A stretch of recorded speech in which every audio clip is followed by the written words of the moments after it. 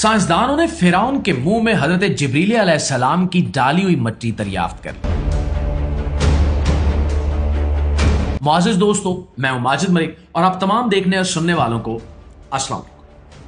ناظرین، یہ کہانی اس شخص کی ہے جس نے غرور میں آ کر کہا تھا کہ میں تمہارا سب سے بڑا رب۔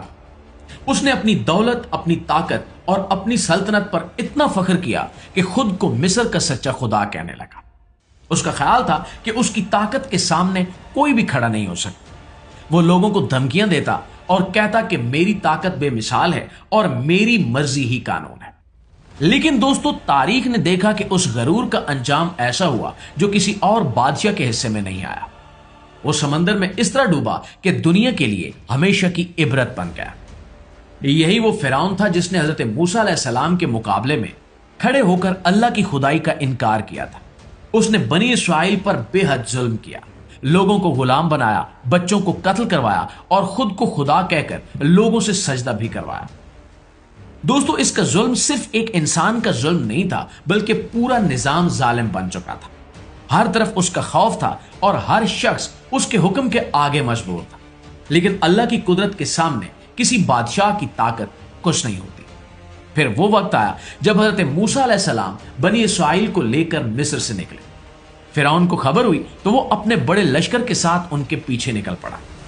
اس کے دل میں غرور تھا کہ وہ موسیٰ اور ان کے ساتھیوں کو کبھی بچنے نہیں دے گا۔ جب دونوں قافلے دریا کے قریب پہنچے تو بنی اسرائیل کو لگا کہ اب بچنا ممکن نہیں ہے۔ ایک طرف دریا تھا اور دوسری طرف فرعون کی بڑی فوج تھی۔ لیکن اللہ نے حضرت موسیٰ علیہ السلام کو حکم دیا کہ اپنے عصا سے دریا پر ضرب لگائیں۔ جیسے ہی عصا لگا، دریا کا پانی دو حصوں میں کھڑا ہو گیا اور درمیان میں سے ایک خشک راستہ بن گیا۔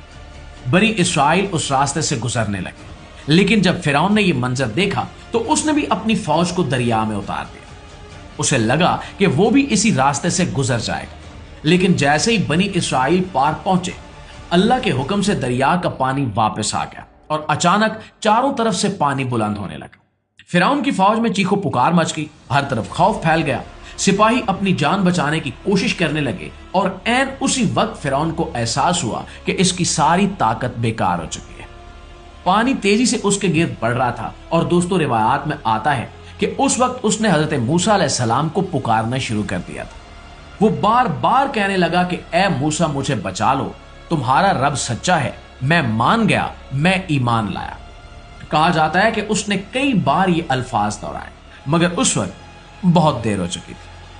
دوستو، یہ وہ لمحہ تھا جب موت اس کے بالکل